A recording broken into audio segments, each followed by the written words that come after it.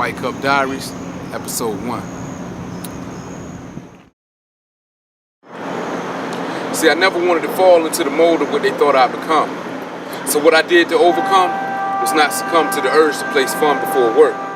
With confidence, I walk by and I smirk as the gleam in my eye blinds those with clouded vision.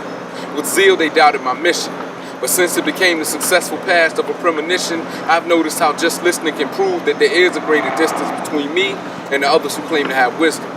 Called inconsiderate, gifted, at times chauvinistic, and most often simplistic, I've been labeled a twisted mind on the verge of greatness stuck behind anointed stigma. Most often my place has already been determined, and it's not when it was meant to be permanent yet, prepared for a short stay until they can find another way to label my kind. Chime in with me please if this has ever been you.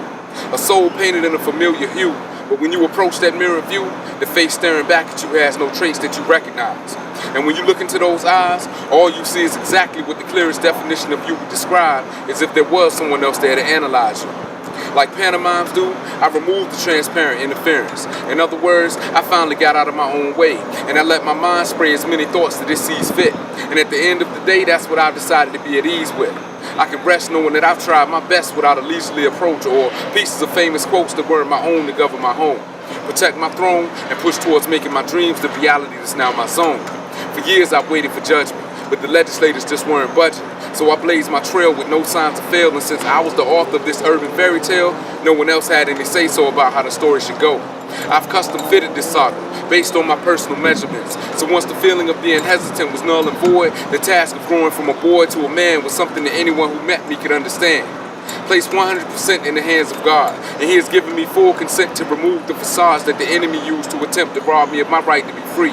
I chose the path that I'm on now to be more than just regular, because regulars like Shirley Caesar singing secular with the sole purpose of selling records instead of becoming well respected for providing a useful message. See, it's kind of funny when given the proper comparison. And now that I know what my parents meant when they told me to find my own niche, it couldn't be any more true. And I laugh when I see others frustrated still claiming life's a bitch. She's just a woman that won't fall for silly shit. But if massage right could end up being your perfect fit. So I try to stay within my mold to reach my goals, navigate my own ship through troubled waters, be the best parent I can for my daughters, and when someone else gives their opinion or offers advice, I take from it what I can if I feel it'll change my life, and the rest I just leave as hindsight. I don't need anyone else to tell me right from wrong, because I'm certain of what my legacy will be once I'm gone. And as long as I was known for keeping my mind strong, let no one else be my judge. My words alone will let you know what I was on.